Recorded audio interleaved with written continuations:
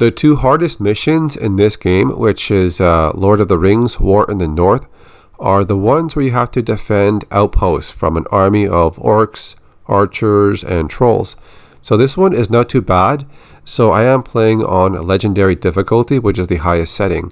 So this one can be done solo, and so can the other one, providing you have the correct skills for long range attacks on your character class. It's easy to do with Andriel, the female character, and also the dwarf, which is Farron. But I think it's harder to do this whole section by yourself if you're using Eredin, which is the last character, because that character does not have an explosive arrow which has like big area damage or a blast radius, and that's something that Andriel and Farron do have. The difference is that Andriel will automatically recharge her shots here, and Farron has to rely on having a huge amount of arrows in his inventory. So like I said before, you want to have all these specific skills that give you bonuses for long range damage, rapid fire, or having a lot of shots before you have to basically reload your crossbow or something. But I've been using Andriel for so many playthroughs, and I have never failed this section or the second one where you have to defend later on. Pretty much because I have the same skills unlocked all the time. So, I mean, this character is basically meant for long range. Farron does have some skills that can actually help him in a long range. So, for him, it's not too bad. But I would imagine it is the hardest to do solo with Eredin, the last character. So anyways, the trick here with this one is you'll want to always look back and look at Bruni and Nordri, because sometimes some of these enemies will get by you and they'll start attacking them and draining their life. So just turn around and shoot them either with your rapid fire shots or the one with the explosive blast radius. Then go back on the turret and continue shooting the enemies on this side.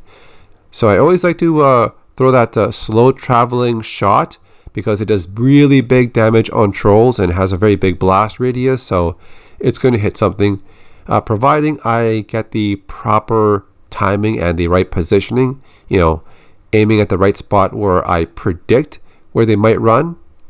So there we go. There's this one over here too. So this is pretty much it. All you have to do is just have the correct skills, and I'll show you the proper skills you should use on this character and the other character, Farron. The other mission like this is called Siege of Nordenbad, which takes place after you complete Urgost Lair. That's where you find the dragon in the mountains. So anyways, this one is pretty much the same as the other one, but you get attacked from both sides at the beginning here, and that's fine. This part is not too difficult, because if the enemies get close to you, you can still, have no big problem, as long as you're skilled out for long range damage with your spells, or I'd say arrows. So like I said before, Andriel makes it so much easier in this one. Farron also can do it solo, very simple as well, providing you have the right skills into long range attacks or getting a big area damage. But this is the tricky part, I think, that some people tend to struggle with, and I'll show you why Andriel makes this so much easier. The last part of this area has you defending against a bunch of sappers that are charging you at this doorway. And I think some people are having trouble with this because their rate of fire with their arrows is really low, or they don't have enough arrows. So this is why Andriel is just my main choice for this section. So it's because she reloads her ammunition for her shots automatically, so she never really has to reload or worry about having enough arrows when she gets to this area of the quest. The strategy I'm doing here can also be done by Farron, but because his crossbow has a longer cooldown period, it might be a little bit harder, but still doable with him. And the last character, Eredin, I think that one is really hard to solo this section alone, because I don't think he has enough rapid fire shots on his arrow or his bow, and he does not have this explosive arrow, but I think he does have this tracking one. But I haven't really explored that character too much because I mainly use Andriel. So, I mean, you can use the same thing with all three characters.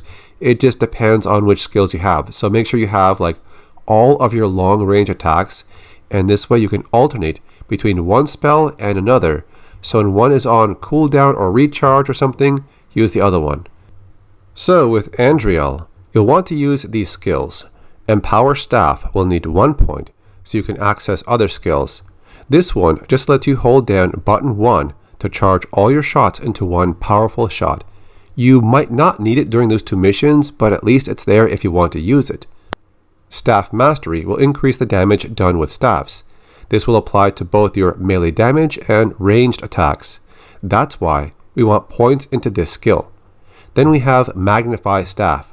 This will increase the rate that the staff's ranged attacks charge and increase the damage on charged shots. More points into this will also reduce the recharge time. The last one is Burst of Light.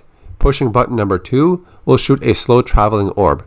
The blast radius is really big with a lot of damage, so always aim at the floor or the enemy's foot. You can also detonate the shot in midair by pushing 2 again, but you have to be aiming while you do this. Now on to Farron the Dwarf. Put a point into Warcry, then you can put points into other skills of your choice. Then get the skill called Determination. Any skill that is black with a red stroke just happens automatically as you play. Now this one will just reduce the cooldowns of your active skills. Then put a point into Sweeping Attack, just to access the skills below it, of course. And pick up the skill at the bottom right called Explosive Bolt. This one has a long cooldown, but it travels fast, and it hits with big damage and a huge blast radius. Use this on bigger enemies or in crowds. Then unlock the skill called Crushing Elbow. You can pick any of the first 2 if you need them, but just get down to this next skill called Heavy Bolt. This one fires a single shot that does big damage. It's like a charged shot without the need to charge it. And also get Crossbow Adept. This will upgrade the crossbow from a single shot to a rapid firing with multiple bolt capability. Now let's look at Eredin. All the arrow skills you want will be in one section. Unlock Heavy Shot.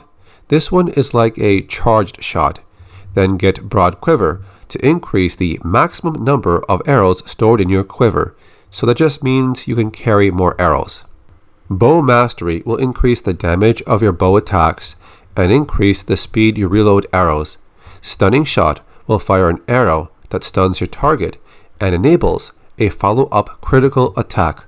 Volley will fire multiple arrows that automatically seek visible targets. This one is good if there's a group in front of you. And then we have Piercing Shot. This just increases the damage, reduces charge time, and applies damage over time on Heavy Shot. So those are the skills I think you should try with those characters for a long range build, because dealing with all those enemies from close range is a bit overwhelming. So for these 2 parts, it's better to have a long range build. So that's it. I hope it helps. Thanks for watching.